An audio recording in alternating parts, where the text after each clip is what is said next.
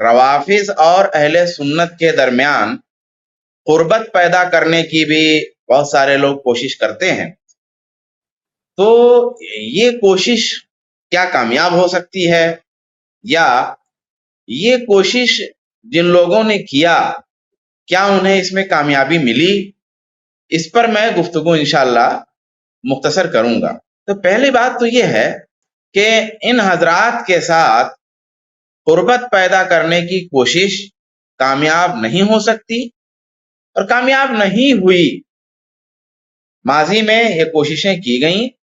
تو یہ کوششیں کامیاب نہیں ہوئیں، اور اگر آج پھر ایک بار یہ کوشش کی جائے تو کامیاب ہو بھی نہیں سکتی۔ اس کی وجہ یہ ہے کہ عقیدہ میں بھی اختلاف ہے، عقیدت میں بھی اختلاف۔ تو عقیدہ اور عقیدت دونوں میں بنیادی اور گہرے اختلافات ہیں، جن اختلافات کی ایک بہت معمولی سی جھلک پچھلی اسٹریم میں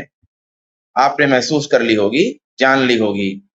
کہ قرآن کے سلسلے میں نہیں متفق ہیں، اور قرآن کے سلسلے میں میری گزارش ہوگی کہ اگر آئندہ بھی اس طرح کا موضوعات رکھے جاتے ہیں تو پھر مزید اس میں بات ہوگی، اور چیلنج کے ساتھ کہ جو آج کہتے ہیں کہ بھئی نہیں ہم یہ عقیدہ نہیں رکھتے قرآن کے بارے میں کہ وہ اس میں تحریف نہیں ہے، تو باقاعدہ صرف 4 علماء ہیں یا 4 یا 5 بہت انگلی پہ گن سکتے ہیں جن لوگوں نے یہ بات رکھی ہے کہ نہیں قرآن میں تحریف نہیں ہے، لیکن ان 4-5 کے مقابلے میں جب رد کیا انہیں روافض کے لوگوں نے کہ نہیں یہ جو 4-5 لوگ ہیں فلاں فلاں فلاں فلاں انہوں نے جو یہ بات کہی ہے کہ قرآن محفوظ ہے تو غلط ہے، محفوظ نہیں، تو قرآن کے سلسلے میں متفق نہیں ہے، اور ارکان ایمان اور ارکان اسلام میں متفق نہیں ہے، نبوت کے تمام مسائل میں متفق نہیں ہیں،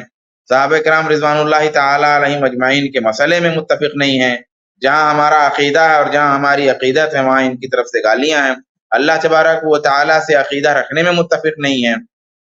اور ائمہ کے سلسلے میں متفق نہیں ہے، دین کے مصادر کے سلسلے میں متفق نہیں ہے۔ تو بنیادی طور پہ جو اصل جس سے کفر اور اسلام کا جو مسئلہ ہے ان مسئلوں میں یہ متفق نہیں ہے، اس لیے ان سے قربت پیدا کرنے کی کوشش کامیاب ہو بھی نہیں سکتی، سوائے اپنے آپ کو دھوکہ دینے کے اس کا کوئی مطلب نہیں۔ کیونکہ ہماری یہ بات ہوئی تھی گزشتہ اسٹریم میں کہ ہم کمنٹ جو لیں گے شروع میں وہ مختصر ہوگا، تو میں اپنی بات کو مختصر کر رہا ہوں کہ جن لوگوں نے کوشش اس بات کی کہ قربت پیدا ہو جائے وہ کوشش ان کی کامیاب نہیں ہوئی۔ مثال کے طور پہ، اور کیوں نہیں کامیاب ہوئی؟ کیونکہ یہ قوم بہت دھوکے باز ہے،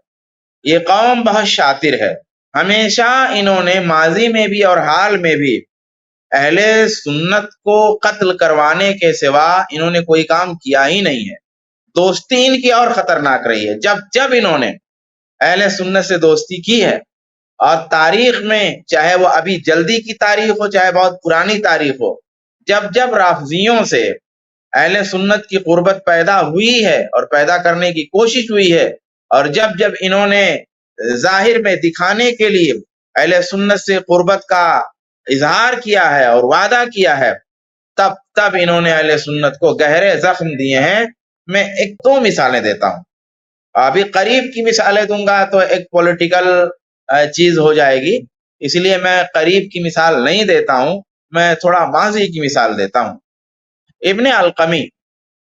مستعصم باللہ کا یہ رافضی وزیر تھا، اور اپنی چالوں سے وزیر ہو گیا تھا، تو وزیر ہونے کے بعد اس نے کس طرح سے مسلم حکومت کو نقصان پہنچانے کے لیے جو ہے چال چل کر کے سازش کر کے جو ہے کس طرح سے اس نے اقدامات کیے، کس طرح اس نے کام کیے۔ پہلا کام اس نے یہ کیا مختصر میں کہ فوج کا بجٹ یہ کم کرتا رہا، اس کے فوج کا مورال ڈاؤن کرتا رہا، اور چھٹنی بھی کرتا رہا، فوجیوں کو نکالتا رہا کہ ضرورت نہیں ہے، یہاں تک کہ 10,000 فوجی سرکاری رہ گئے۔ یہ ایک کام اس نے کیا۔ دوسرا کام اس نے یہ کیا کہ وہ تاتاریوں کے حملے کا زمانہ تھا، تاتاری لوگ پھیلے جا رہے تھے، بڑی وحشی قوم تھی یہ، بہت بری طرح حملہ آور ہوتے تھے، بہت بری طرح جو ہے لوگوں کا قتل کرتے تھے۔ تو انہوں نے کیا کیا اس کے وزیر نے کہ جو تاتاریوں سے خط و کتابت شروع کر دی، یعنی لکھا پڑھی، یعنی لیٹر بھیجنا اور یہاں کے راز بتانا اور ان کو لالچ دلانا کہ یہاں وہ حملہ کریں، اور پھر جو مسلم حکومت تھی اس کی کمزوریاں بتائیں کہ کون کون سا ویک پوائنٹ ہے اس حکومت میں، تو وہ ویک پوائنٹ انہوں نے بتائے،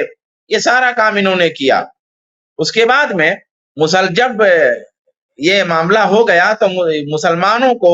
ڈرا کے رکھا، اور یہ کہ حملہ نہ کیا جائے، صلح ہو جائے گی، جو عام لوگ تھے، جو پبلک تھی، پبلک کو لڑنے سے روکا۔ اور حملہ کا معاملہ جب سر پہ آ گیا، تاتاریوں کا حملہ جب ہونے کو ہوا، تو بادشاہ کو جو ہے صلح پہ آمادہ کیا، تیار کیا۔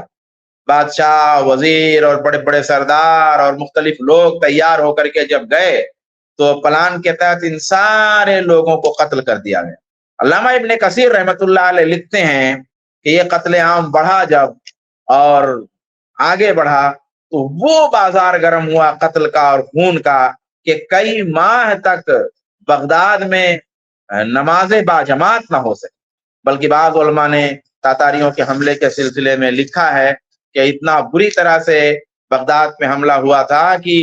کتابوں کو انہوں نے جلا کر کے جب دریا میں ڈالا تو دریا کا پانی کئی دن تک جو ہے سیاہ رہا، یعنی ہلکی سی سیاہی اس میں رہی، کالا کالا ہو کے بہتا رہا، اور اس طرح سے مسلمانوں کو قتل کیا گیا اور مارا گیا۔ مسلمانوں کے خون کی سرخی سے دریا کا پانی سرخ نظر آتا رہا۔ اس بری طرح سے قتل و غارت گری جو ہے کیا۔ تو ایک مثال میں نے دیا، ایسے ہی اور کئی مثالیں ہیں۔ اس سے اندازہ لگا سکتے ہیں آپ کہ جب بھی یہ دوست بنتے ہیں، جب بھی یہ دوستی کا وعدہ کرتے ہیں، دوستی کا ہاتھ بڑھاتے ہیں، تو یہ گہرے زخم مسلمانوں کو دیتے ہیں، کیونکہ مسلمان ان کے ہاں واجب القتل ہے، ان کے ہاں بلکہ ایک ٹرم ہے، یہ جن کو کافر سمجھتے ہیں ان کو مسلمان بولتے ہیں اور خود کو مومن کہتے ہیں۔ قربت پیدا کرنے کی چنانچہ کوشش جن لوگوں نے بھی وہ ناکام ہوئی ہے۔ میں 2 نام لے کر کے بات ختم کرتا ہوں۔ ڈاکٹر مصطفیٰ سبائی جو ہے، مختصر میں بتاؤں کہ بڑے بڑے لوگوں سے ملے ان روافظ کے، اور ان کے ایک مرجع ہوتے تھے علامہ عبد الحسین شرف الدین موسوی، ان سے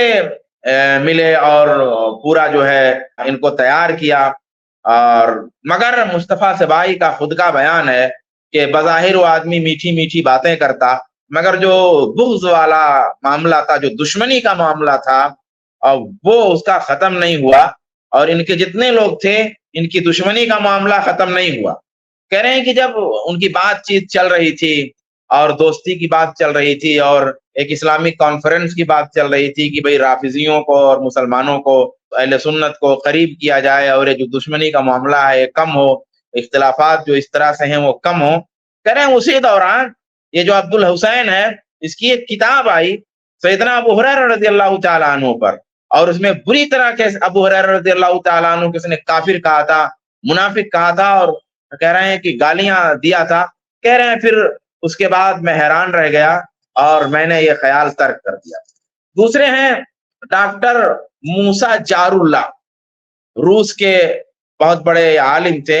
انہوں نے رافضیوں کی کتابوں کو پڑھا اور ان کے علاقوں میں گئے، ان کی مجلسوں کو دیکھا، ان کے حوزات کو دیکھا،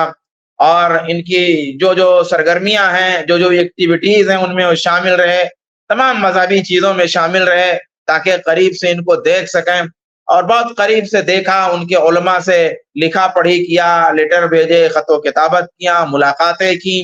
اور سارا سب کچھ کیا اور بڑی کوشش کی۔ اس کے بعد ایک پورا ایک لیٹر تیار کیا، اس میں کوشچن انہوں نے ڈالے کہ بھئی یہ آپ لوگوں کی طرف سے، یہ آپ لوگوں کی طرف سے، یہ آپ لوگوں کی طرف سے ہے، کیوں ہے، اس کو آپ لوگ نہ کریں تو ہماری طرف سے بھی کچھ اقدام ہو اور پھر یہ اختلافات کم کیا جائے، یہ جو اختلاف ہے، یہ دوریاں ہیں کم کی جائیں۔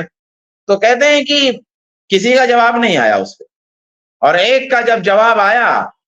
جواب آیا تو اتنا جو ان کی کتابوں میں لعنت کی باتیں بھری رہتی ہیں اس سے کہیں زیادہ بڑی بڑی لعنت کی باتیں اور گالیوں کی بوچھار کر کے اس نے جواب دیا۔ اس کے بعد جو ہے انہوں نے کتاب لکھی الوشیعۃ فی نقد عقائد الرافضہ۔ میں رافضہ نام لے رہا ہوں لیکن لفظ رافضہ نہیں ہے، لفظ جو مشہور لفظ ہے، یعنی الوشیعہ فی نقد عقائد الرافضہ، الوشیعہ جیسا لفظ وہاں پہ ہے، شین والا لفظ۔ تو یہ کتاب پھر انہوں نے لکھی اور تنبیہ کیا کہ بھائی یہ لوگ جو ہے ایسے ہیں کہ ان سے دوستی نہیں کی جا سکتی. پھر اس کے بعد میں آپ ماضی قریب میں